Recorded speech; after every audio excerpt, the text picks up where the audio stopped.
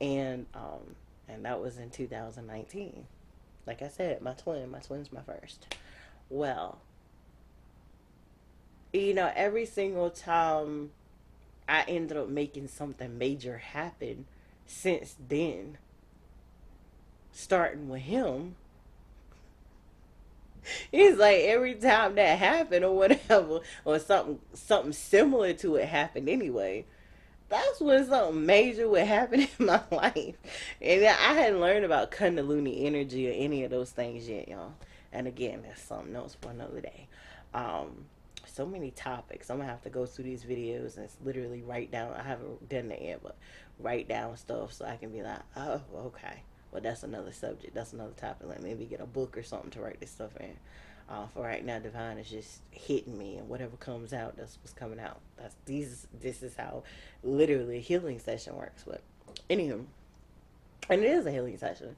It's for those to understand, to learn, to connect, and get to where we are, find out where you've been, where you are, and where you're going, which was my original thought processes of what I put out into the atmosphere at 16 that I wanted to do as a counselor. And voila, here I am doing it. Did I know I was going to be here? No. Did I know it was going to be done like this? No. But here we are. So that's food for thought. But anywho, I didn't know about Kundalini Energy at that point. I mean, I had heard of it. We never even talked about it, but I didn't truly understand how it worked. That being said, I was like, I don't get it, and it's not even like these men are paying for it. It's not like they're paying for it. Jason didn't pay to bring us here. Every dime that was spent to bring us here, I paid for it. If I didn't pay for it, she paid for it as my mom paid for it. He didn't really have the funds to pay for anything. He was trying to get another job. But my point is, I did that. When I ended up moving from here and moving to Williamsburg, I paid for all that. I paid for a cab to take me from here to Williamsburg. I packed everything up myself. I took everything down. They did at least have three different carts back then, so I was able to load all three carts and move everything. And I had quite a lot from my space where I was all the way downstairs and wait patiently for the ride to get here. I paid for all that. I paid for the person that helped triggered the move. I'm gonna do this as lightly as possible. The person that helped trigger the move paid for half because we were supposed to be living together. That didn't happen. But we were supposed to be living together. That's why I moved there in the first place. That, and I was in my own way. And Daddy already knew. Daddy God already knew that, okay, she in her own way. I'm not really going to be able to work with her any more than I already am. Because she's already mentally stuck. That's what I mean when I say prepare. When you already have a stuck idea in your head, in your heart, and in your mind, like this is how this is supposed to go. This is how you supposed to do this. This is how this is gonna work out. You are in divine's way. You are supposed to be a co-creator. And even though I even had that knowledge of co-creating and getting out of divine's way, I didn't quite have it down packed to that point to realize, recognize, and understand, okay, your father's giving you everything you could possibly want. Your rent is like $310. When I first got here, it wasn't that. I mean, originally before it wasn't 310, but it had came down and reduced to 310. That's all I was paying was 310 a month. I mean, not a month, a week. That's all I was paying. That's it. Clean, decent, fresh sheets were showing up at my door every Wednesday. Um, and any trash that was available that needed to be taken out was there to be taken out. I had the life. I mean, why do you think I ended up getting over there and then ended up missing even being here? Because the rent over there from day one, over 400 and some dollars a week. Over 400 and some dollars a week. Close to $500 a week.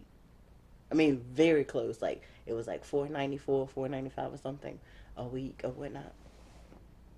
Had bed bugs. at least one of the beds I in the room I was in, it actually had two beds. I slept in the one because the other had bed bugs. But yeah, and it was terrible. It the ceiling falling down. I mean, literally, you don't know how many times I was actually praying while I was actually sitting at the desk, doing a live, nobody knowing what the ceiling looks like. And one time I'm actually over there doing a live, and part of the ceiling, bam. I mean, literally, big heavy piece, bam, just hit that little thing that people usually put their luggage on when they're spreading it open instead of putting it on the bed because it's dirty and filthy. Just splat. And I was like, and I ended up having to go and look at it to make sure because I'm like, I can't leave this up here like this. If this blaster actually got recorded falling from the ceiling, roaches were everywhere. And when I say everywhere, I mean everywhere. I don't mean I just saw roaches in my space where I lived. I mean there was roaches downstairs in the lobby. I mean there was roaches in the hallways. I mean there was roaches on the elevator. The wash machine, there was only two wash machines and two dryers. And one of the dryers, it wouldn't close. My next trigger, basically, first of all, it was still when everything was shut down. As soon as I moved to the space where I was over there, um I knew that I had done something very wrong. And I knew some, I mean, not even including all the stuff I'm telling you about. I mean, before I even recognized that stuff, there was some other stuff that was wrong. The first thing that was wrong was, well, those machines took quarters, but there was no place nowhere near me that were giving quarters. So of course I couldn't wash, dry anything, even if I had wanted to.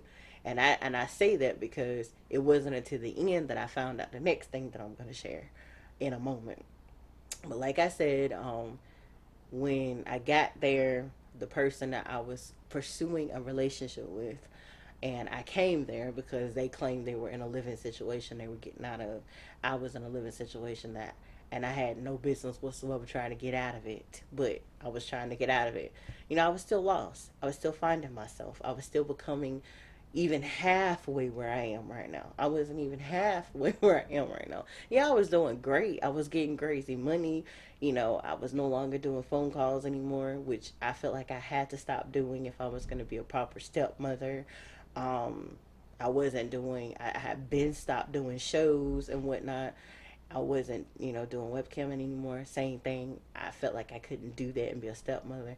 And in one step, Divine closed that door and opened this one, opened the psychic door. I mean, I was always a psychic, but activated the fact that I could use my abilities to help others and how I could do it. But, you know, I was doing great, but I was in my own way. First day, got there, things didn't go right when I figured out he wasn't moving in. He left some stuff, but he wasn't moving in. Second problem, I needed to purchase groceries, and I found out that the food line there, the latest, no, the earliest they could get some groceries to me was going to be about 10 o'clock at night, and I didn't trust that. I still don't trust that now. Um, I did it sometimes here, but at least here I was comfortable because I had gotten comfortable. I had been here for over a year. There is brand new.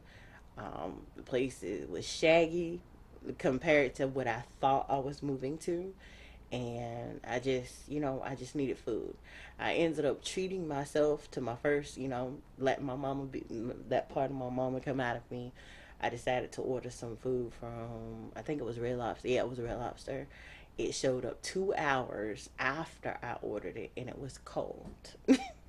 So when I say I was just going through, I didn't trust the whole getting food line delivery thing yet. I didn't trust it, and I'm actually glad I didn't because it pushed me out of my comfort zone, and that's what these triggers are. That's what I mean when I keep saying to y'all, when Divine keeps using me to say to you, a trigger is not something for you to feel some type of way about. Oh, I'm being triggered, this person is triggering me, they need to get out of my life. No, if that person's triggering you, they right where they're supposed to be. They are making that stuff that's in you come